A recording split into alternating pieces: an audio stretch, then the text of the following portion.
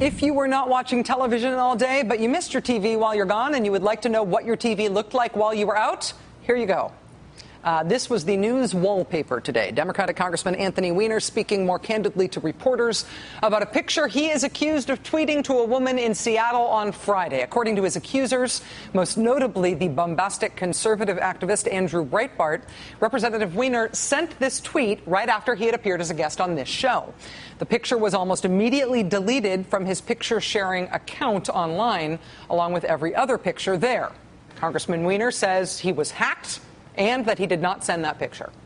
But before the erasing of the picture happened, a guy who describes himself on Twitter as No Obamacare, Socialism, Sharia, retweeted what he says was the picture. Mr. Breitbart's conservative website picked it up and posted what it claimed was a picture of the original tweet. CNN then put Mr. Breitbart on television to brag about this and to make further allegations despite his history of smearing people and getting it wrong and everybody else having to apologize for the mess he made, even though he never apologizes. But the damage was done. Thus began the great big national freakout of early summer 2011.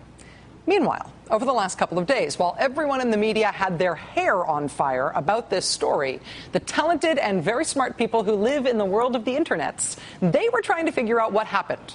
How it could have happened. If the congressman was hacked, as he said he was, if he was pranked, how would that work? How could a person do that? What would that look like? How would you even begin to get away with something like that?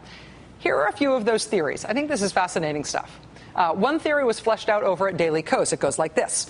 The infamous retweeter seems to have had a preoccupation with the congressman's possible connection to women on Twitter weeks before Friday night. From 2 weeks prior, quote, Representative Weiner loves young girls, follows this one too. Then a blogger at Mr. Breitbart's website asks if it is possible to hack into the picture-sharing service that Congressman Weiner uses, which is called YFrog.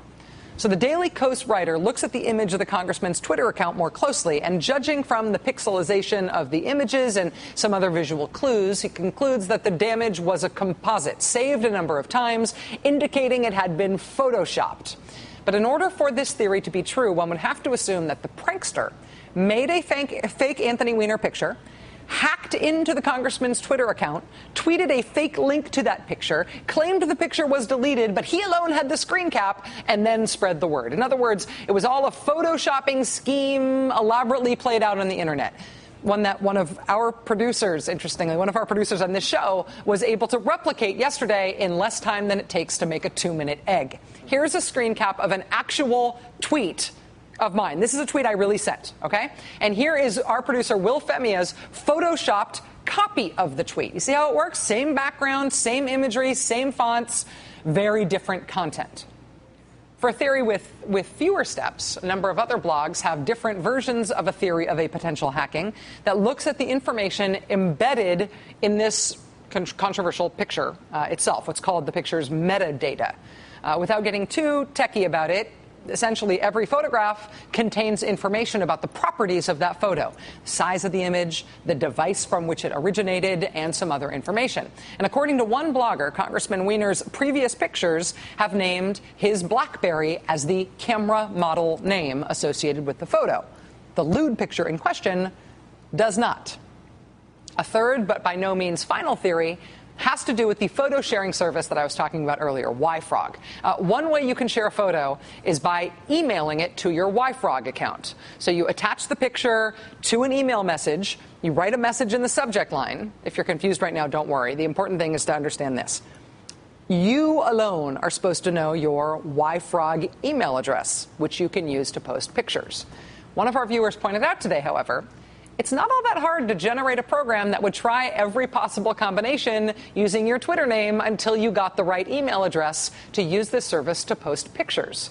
That viewer, who tweets as SARKING, mimicked that process today. She hacked a friend's account at Rumor Holmes, and from his account, from the account that she hacked into, she tweeted this picture to one of our producers.